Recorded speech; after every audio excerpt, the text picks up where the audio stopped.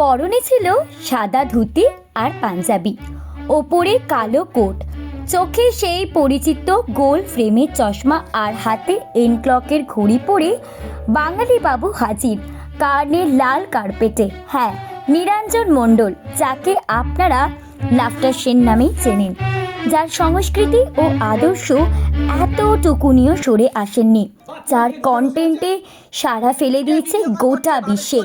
ক্যামেরার সামনে দাঁড়িয়ে নিত্য নতুন কন্টেন্ট তৈরি করা, হাসি আনন্দে দেওয়া মানুষটার ব্যক্তিগত জীবনটা একটু আলাদা। 8 থেকে 10টি বন্ধুর মধ্যেই সীমাবদ্ধ। হ্যাঁ, যারা পড়াশুনো করতেন না তাদের সঙ্গে খুব একটা কথা বলতে তিনি পছন্দ করতেন না, তবে রাস্তায় দাঁড়িয়ে ফুচকা খাওয়াটা আজও বড্ড মিস করেন। সত্যি, সত্যজিৎ রায়ের একটি কথা আজও মনে পড়ে গেল। আসলে সাধারণ সব মানুষের মধ্যেই লুকিয়ে থাকে অসাধারণ সব গল্প। নিরঞ্জন যেন সেই সাধারণ মানুষের গল্পের প্রতিনিধি হয়ে পৌঁছে গেল আন্তর্জাতিক মঞ্চে।